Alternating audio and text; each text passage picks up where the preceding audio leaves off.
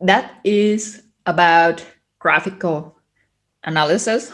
However, as I often said during the live session, we cannot rely on graphical analysis forever because the numerical result may not be precise just by looking at a graph, right?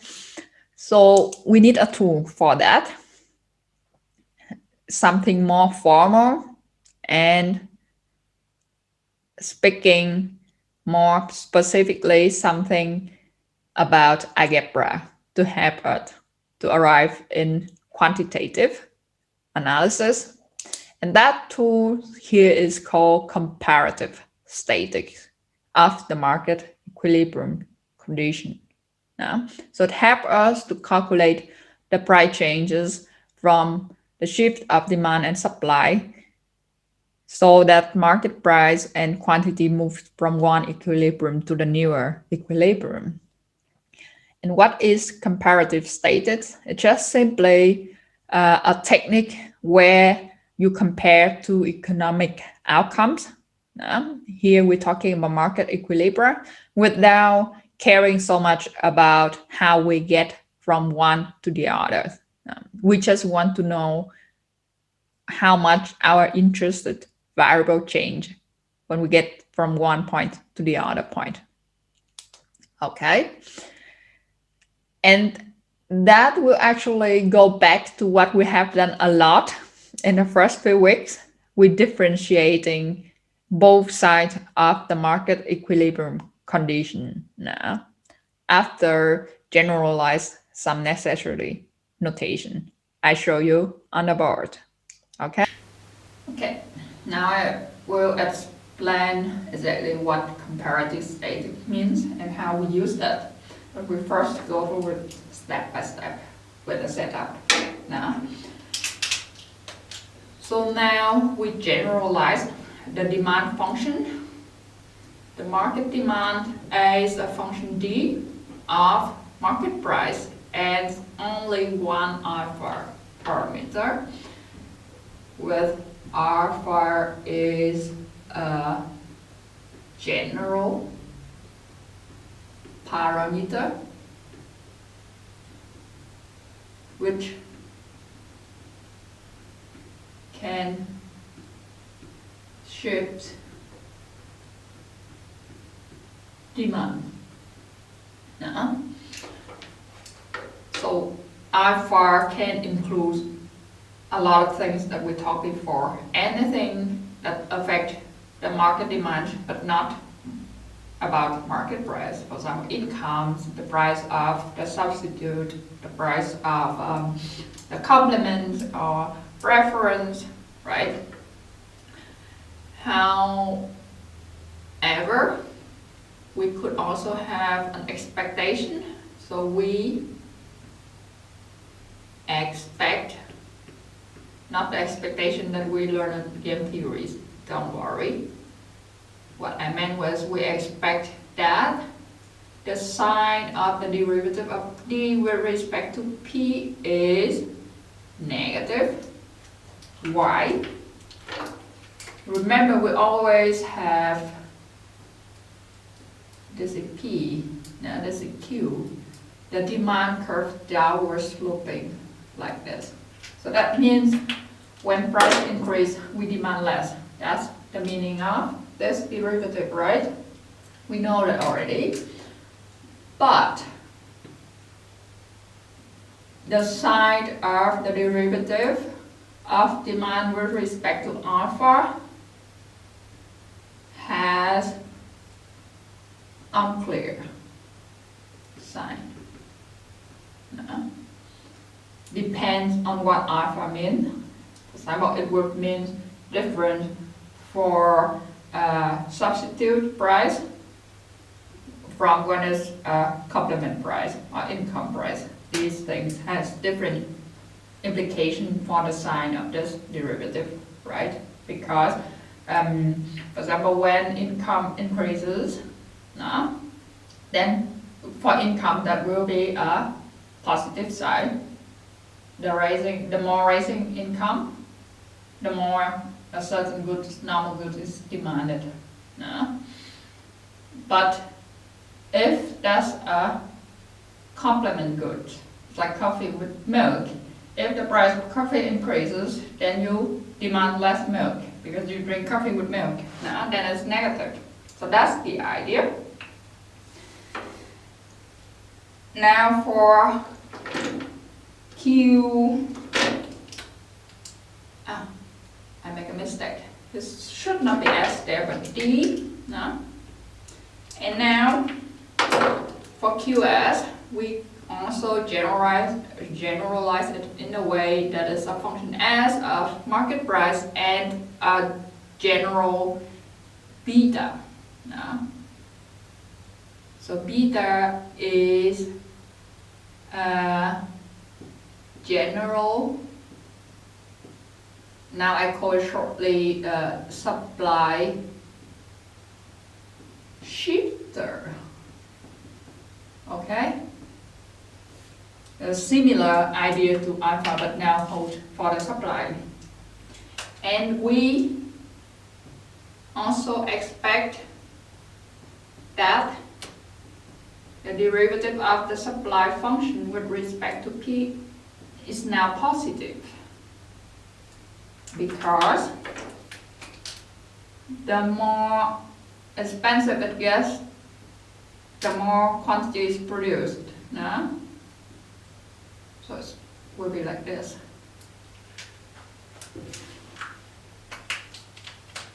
But again, the derivative of supply with respect to beta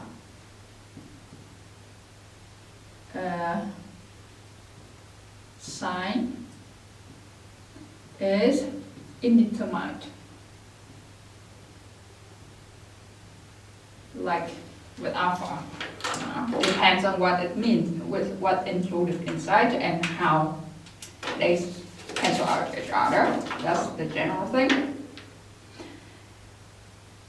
One thing we need to talk about is what happens as equilibrium. I always have a fear that I would write this wrong, this word, I don't know why, like black point in your head. Okay, we have QD equal QS, that's what we're talking now.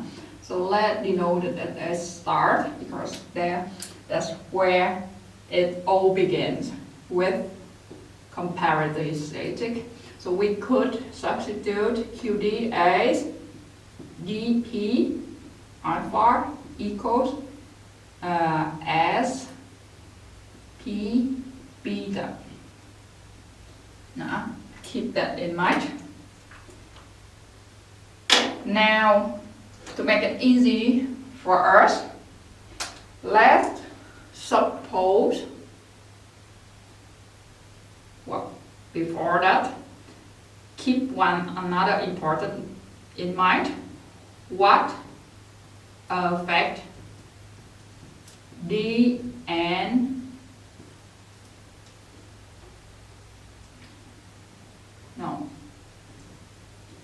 what affect Q? Quantity on the market, trades on the market can also affect P, right? Because they jointly determine. So as a consequence, we should acknowledge their role, and we write P as a function of alpha and beta. Now, keep that in mind. That also we need later. Now, suppose we have a ship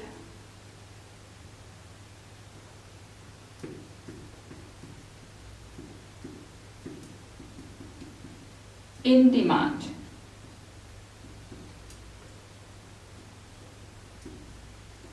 I4 changes, but supply fixed, meaning beta constant. Now, so how would it look like? It will look like this. We have again a graph. Now, Q, P, supply is fixed. So supply is like this, S, P, beta. However, D will be here. The first is D, P, alpha 0, and now shift to alpha 1. Now, so this is D, P, alpha 1. Now, we could also mark this as E0, equilibrium 1. No, first equilibrium and E1, the new equilibrium. Now, so that's the case. Let's focus on that case first.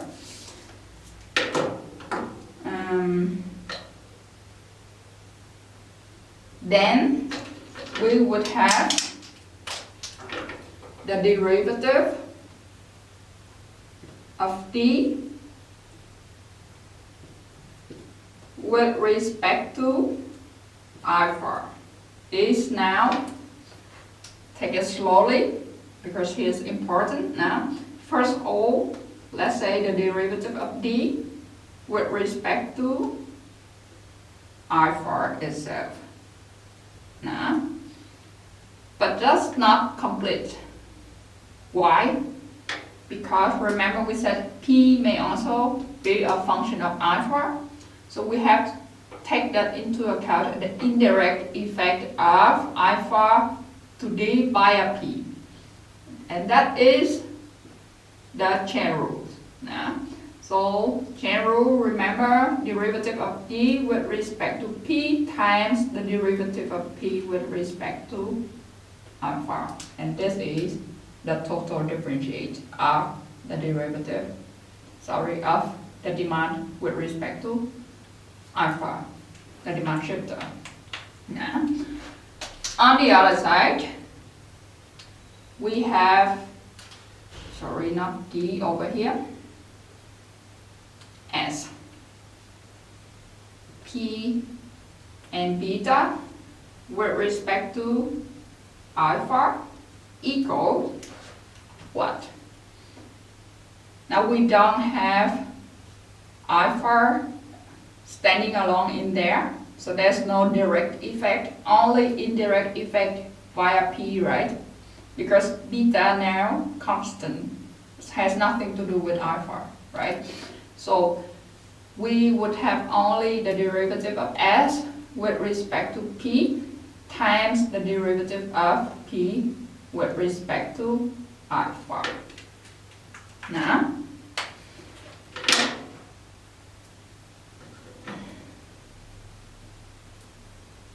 and that where we could start from now, because at the equilibrium QD must equal QS. So in order to arrive at new equilibrium, E1 is required that the derivative of D with respect to alpha must equal the derivative of S with respect to alpha. Why? Because any extra demand should be met by extra supply, exactly the same amount, or vice versa. So extra or less demand must be met by extra or less supply. So the change from both sides must be the same in order for the market to arrive in a new equilibrium. We start again from there. Okay, let's continue. So we have taken the partial derivative of the demand function with respect to alpha. We also have taken the partial derivative of the supply function with respect to alpha, and we know that in order for market to arrive in the new equilibrium E1, the change in demand with respect to alpha must be met exactly by a change in supply, right? So now we could substitute this partial probably is not the precise term, let's say total differentiation of demand and supply with respect to alpha into this new equilibrium condition now. And that is, we could have on one side the partial derivative of d with respect to alpha plus the partial derivative of d with respect to p times the derivative of p with respect to alpha. Total differentiation of demand with respect to alpha. And on the other side, we have for the supply side, because no direct alpha effect in there, so we only have the indirect effect of alpha by p, assuming p is also driven by alpha.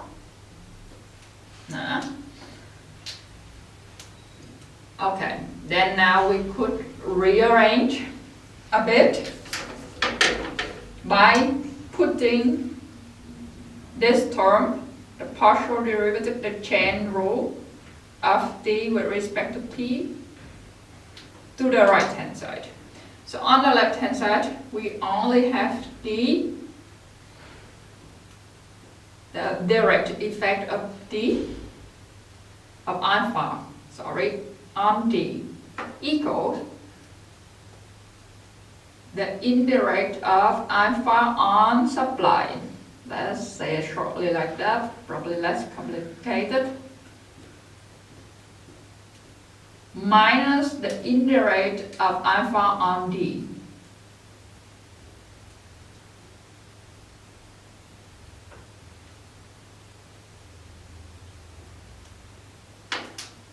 Okay.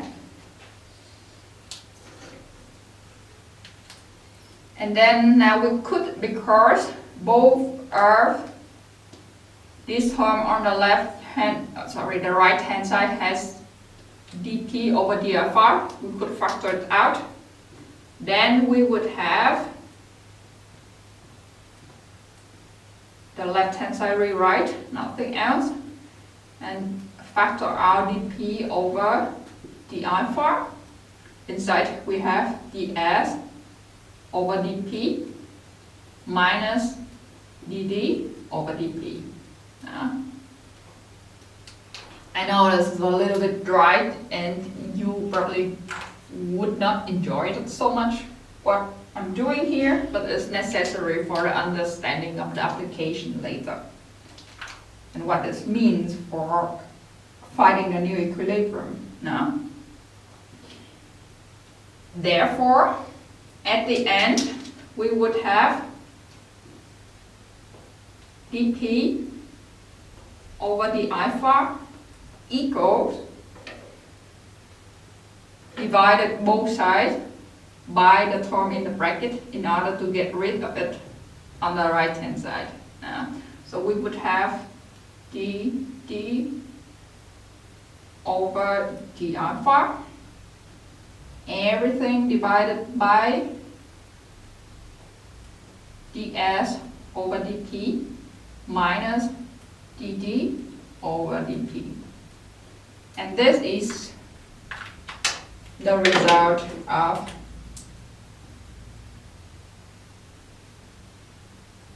comparative static. What is the interpretation? So the interpretation of this is the change in the equilibrium price. I write it down.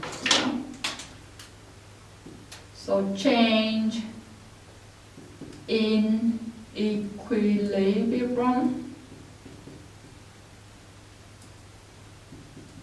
due to a shift in demand, and note that here we are assuming supply fixed. Yeah. That's what we still assuming.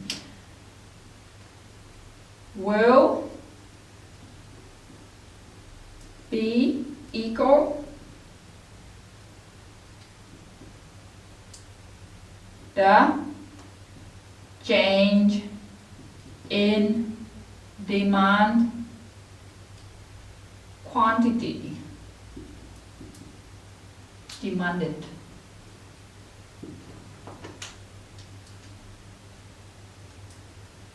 divided by the difference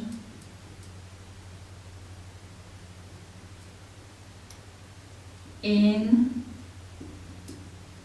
the change of supply and demand due to price change. So it's a little bit complicated. It's probably not so intuitive yet, but that's how we need the later part of this. For now, just keep this in mind now. And then now let's take a moment to think about a sign of this decomposition or this result. Now. So that tells us how much price will change in the new equilibrium and how much relatively to the change in the demand and supply quantity. Yeah. So now let's think about remember, we assume that the supply curve is upward sloping, meaning this term, the derivative of supply with respect to price, will be positive. And then we assume that the derivative of demand with respect to price will be negative because it's downward sloping. At the end, you will have the whole denominator is plus minus minus equals plus. So that is positive. So you can see that the sign of the price effect of this demand shift depends on the side of the numerator. And we also talk about that, the side of the numerator, the change in quantity demand with respect to the change in the demand shifter is indeterminate. So it's unclear. We can't say for sure if this is a negative or positive effect unless we know what exactly inside the alpha. For example, if that's income, then this is positive, and so the effect on new equilibrium price also positive.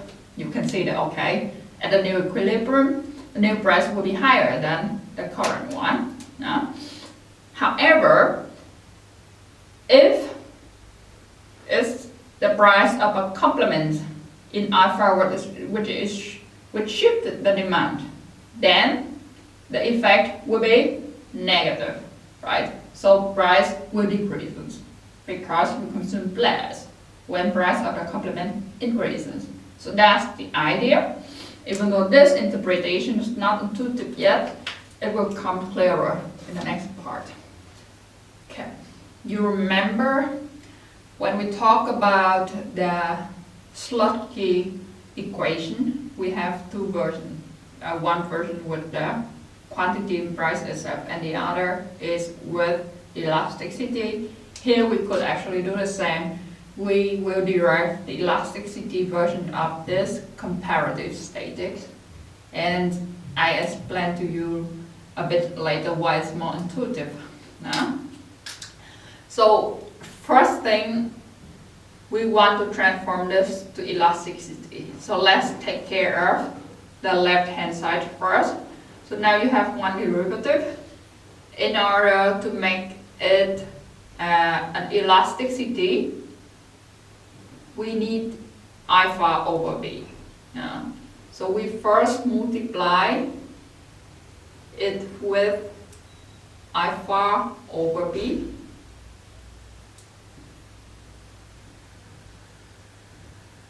Alright. However, because this is an equation, we can't just multiply it on one side. We have to multiply by both sides. So that means on the other side we also have like this. We write it first now. Minus dt over dp times alpha over p. So let's say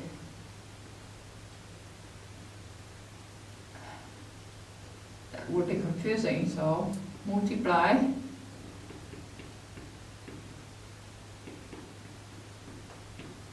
by alpha over b for both sides now.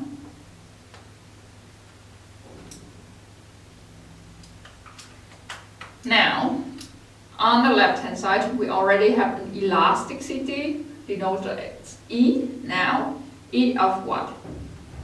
E of P with respect to alpha, right? The elasticity of price with respect to the demand shifter, okay? Could be elasticity of price with respect to income, for example. And then on the right hand side, now we have to take care a little bit. Okay? In order to make it meaningful, we would have to write something, rewrite it in this way, dd. I think now we have to write it in form of a fraction. That will be easier to see. So that will be like this first, and we have dd over d alpha times alpha. That is for the numerator now. And down there we have ds over dp minus dd over dp, everything in the brackets, times p. And then we could redistribute p inside the bracket. Let's write the equal sign first. On the numerator we have dd over dp, was already alpha, times alpha, we write, right? And denominator we have ds over dp times p minus dd over dp times p. Now, so you can see that now writing it this way, it looks more toward the elasticity forms already, because you have some derivative with respect to alpha times alpha. Now, then you need to divide something in order to arrive in the elasticity. In the denominator, also the same. you take derivative with respect to P, and then you times P. It's very close to the elasticity already. The trick here is now to multiply something to make it meaningful. Let's multiply the right hand side by 1 over Q divided again by 1 over Q. Why we could do that and only the right hand side? Because this is actually just 1. Yeah. So we could multiply this fraction to the right hand side without changing the left hand side. And why 1 over Q? We see later. No? Let's change the color in order to make it easier to see.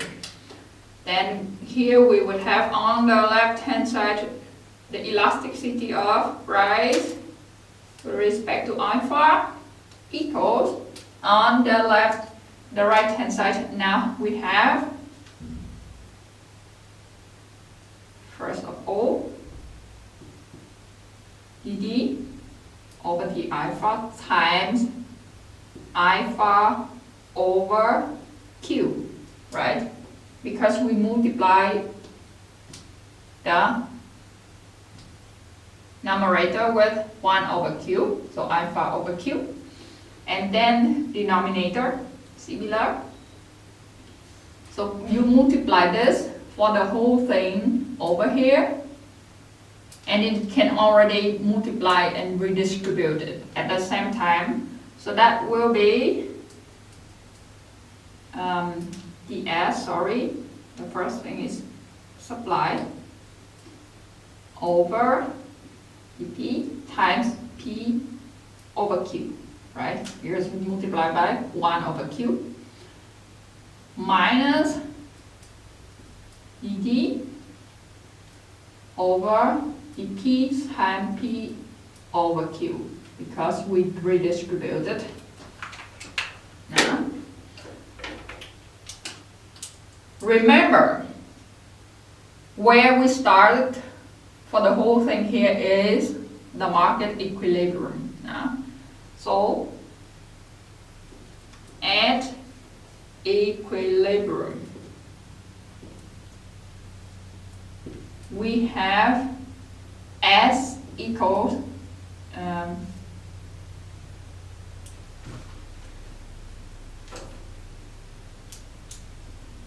D again equal Q, just a quantity either for supply and demand, right? This quantity must be the same, so that is Q. Yeah? And therefore,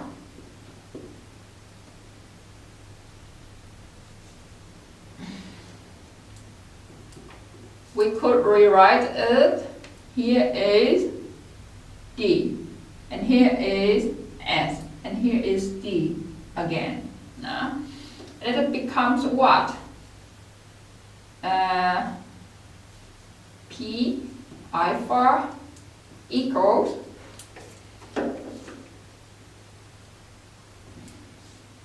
there we have derivative of D with respect to alpha times alpha over D. Now, I separated it, so it's not so hard for you to see. Okay, and there, below there we have derivative of S with respect to P times P over S. Now, minus the derivative of D with respect to P, again times P over D. Now, we could do that because here we're looking at the equilibrium point. So at the end, we could finally write the right hand side as elasticities. So on the left hand side, we still have the elasticity of price with respect to alpha. On the left hand side, up there we have elasticity of demand with respect to alpha, right? And below we have elasticity of S with respect to P. So what's that? The old price elasticity of supply, right? Minus the elasticity of D with respect to P, which is the elasticity, the old price elasticity of demand. So now the interpretation is somewhat easier for us. So the elasticity of price with respect to demand shifter equals the elasticity of demand quantity with respect to that demand shifter divided by the difference in the on price elasticity of supply and demand. Okay? Now we will not do it again for supply shift here, but it's actually similar approach for the case of shifted supply but demand fixed. Now, then there we would have now the shifter is beta, the supply shifter, right? Minus ES beta, elasticity of supply with respect to beta, over again the difference in elasticity of supply on price minus the on price elasticity of demand. Now, and why there's a minus here? That's the task for you. Okay. So there's an example in the textbook about the application of comparative statistics in order to find out the new equilibrium when there's a demand shifter.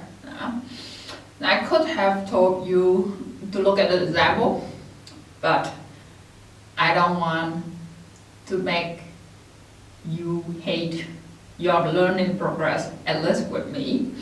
So let's be responsible for that and go through the example together. So presumably we have E dP, so the all price elasticity of demand is minus 1.2. So when price change 1%, demand will decrease by 1.2%. We also have the elasticity of demand with respect to income. So in this case, the shifter alpha is income, equals to 3. So it's actually quite elastic with respect to income.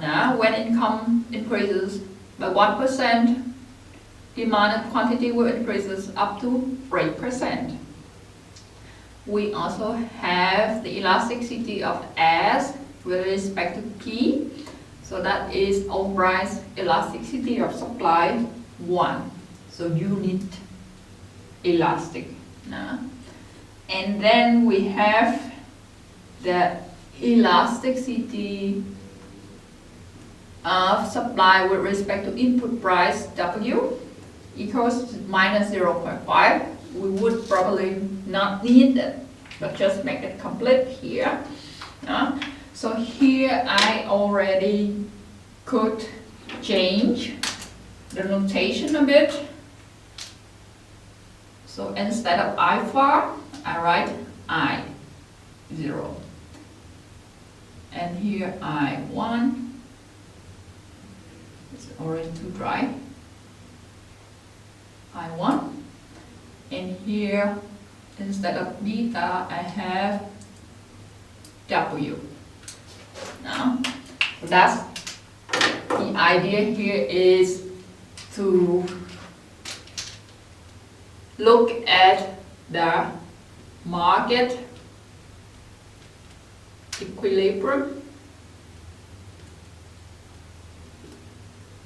for cars when income change.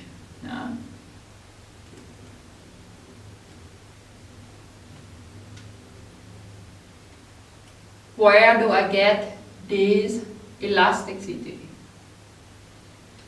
It can be estimated from using econometric techniques. And there, I could actually provide you already the functional forms of demand and supply so that we could use it later. So the market demand will be QD as a function of P and I equals 0.1 times P to the power of minus 1.2 times I to the power of 3. So you see, there must be something special about this demand function because the exponents turn out to be the elasticity. Now, Qs of P and W equals 6,400 P to the power of 1 times W to the power of minus 0.5. Now, that is why we could use econometric estimation, like I explained in the section of elasticity of substitution now, in order to estimate this elasticity if we specify both sides of these equations as natural log. Anyhow, we would not go back there now. I have to keep myself from that now. So if we use comparative statistics,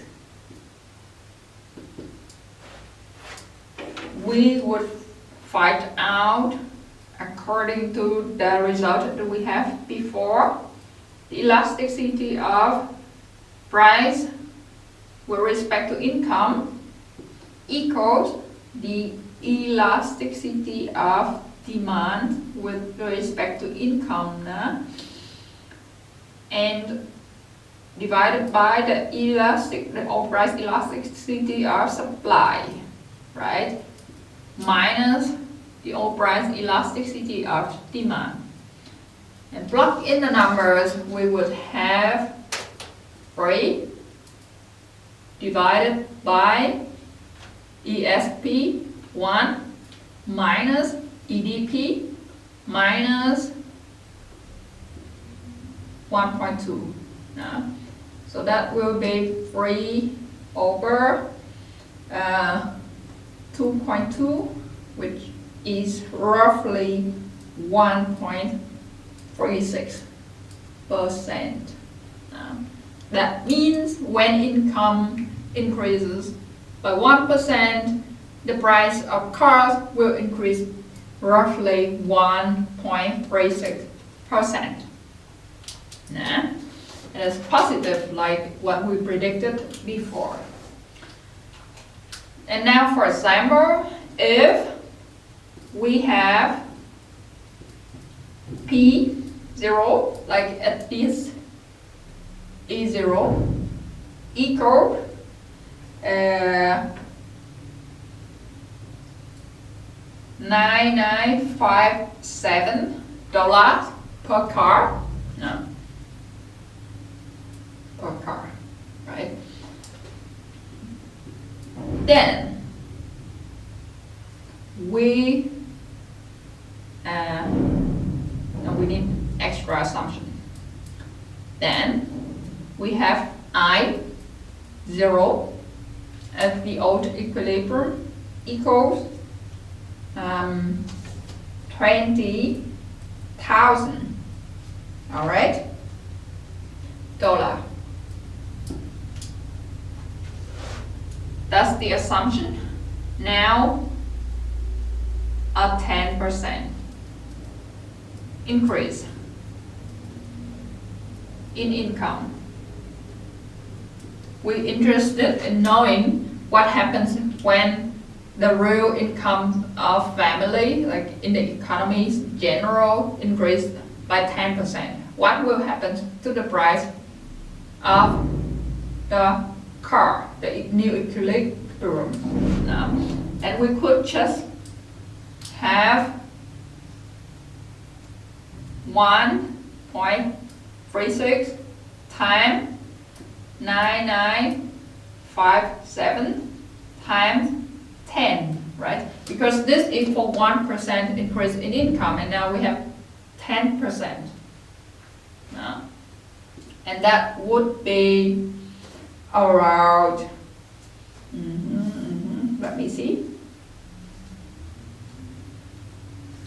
11339 dollar per car at the new equilibrium. Okay, now we go the other way, the traditional way. Now we set demand and supply equals to find the original equilibrium, and then we substitute I0 by 10% increase, so the new I1, and find a new equilibrium, quantity and price, and we compare the result with this elasticity that we calculated to see if it's the same. Now, so first we can have QD equal QS at E0. Now, meaning 0.1 times P to the power of minus 1.2, here should be point, okay, times I to the power of 3 equals 6,400. 400, this is already enough. P times W to the power of 0.5. Yeah. That's the equilibrium condition. Okay? Then we now try to solve for P. So let's put P, every P to the other side, the right hand side. So we would have P, here is to the power of 1 plus to the power of 1.2, so that we have P to the power of 2.2, right? Because when you put it to the other side, the exponent switch the sign, right? Equals, everything else remains on this side, so 0.1 times I to the power of 3 divided by 6400 W minus 0.5. And that equals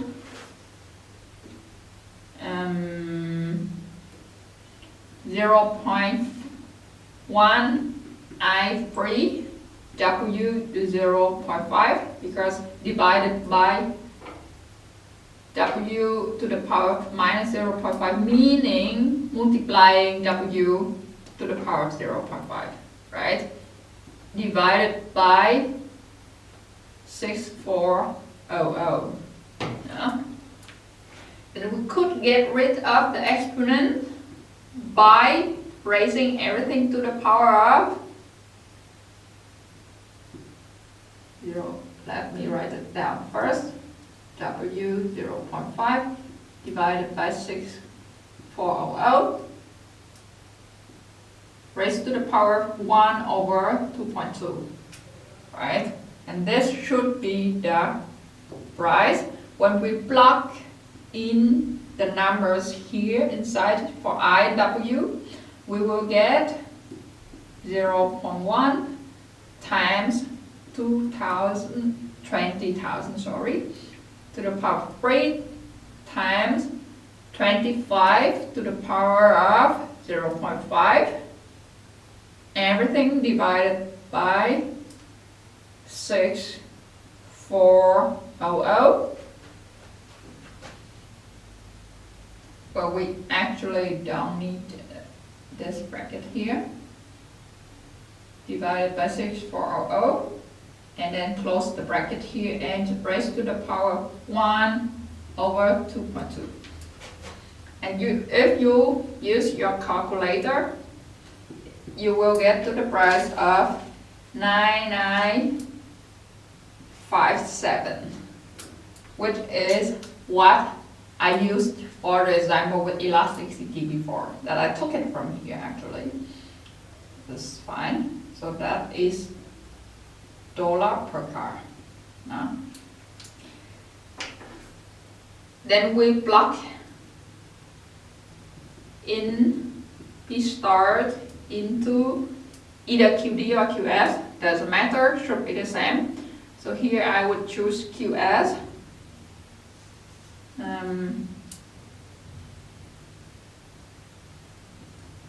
Then we would have QS start, sorry, no S anymore, should be Q start, the same Q for S and D. So Q start equals 6400 times 9957. Here it should not be equal, but approximately equal. Yeah? I rounded the number a bit, so here also approximately. Okay, times 25 to the power of minus 0.5, right? And that will be again around 12,744,960 cars. That is the market demand given this level of income, this level of wage for the car worker, for example, and this price, equilibrium price. Okay. Now let's move on to the shift in demand.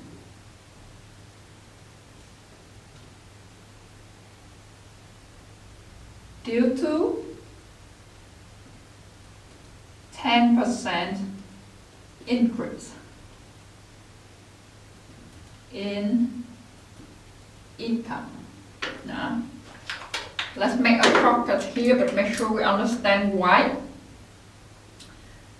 There. Now, so we set Q as equal QD, and we solve for everything. So instead of I to the power of 3 here, we would need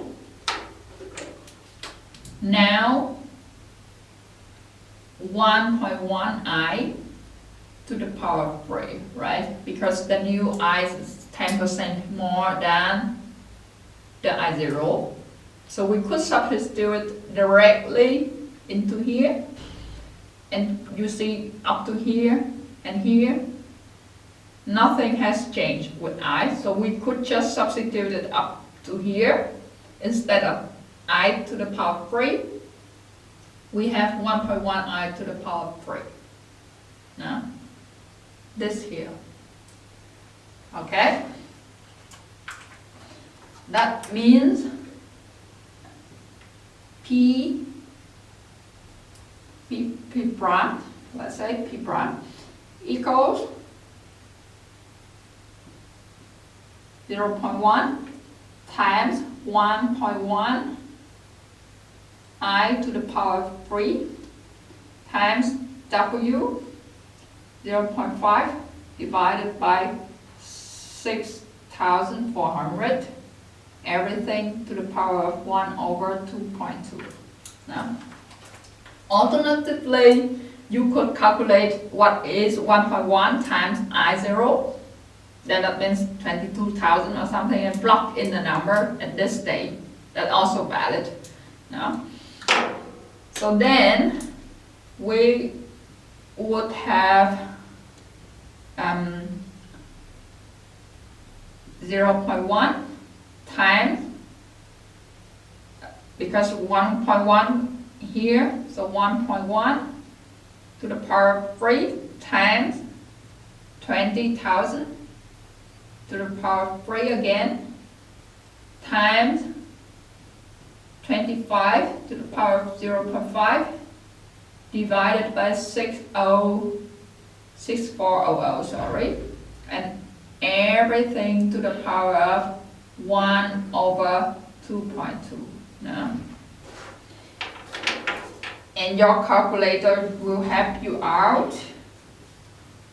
At this point, P prime star would be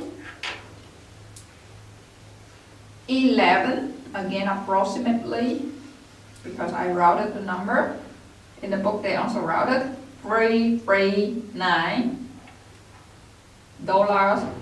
per car. No?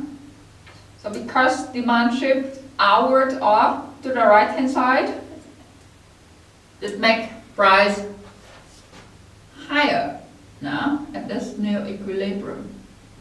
This is P prime star and this is P star before.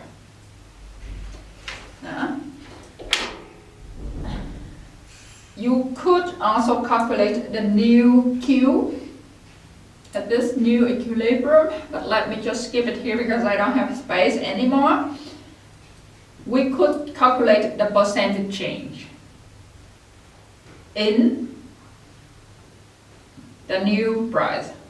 So percentage change, percentage delta P would be 11,339 minus where's that? 9957, right? Everything divided by 9957. And that would be roughly 13.9% for 10% increases income.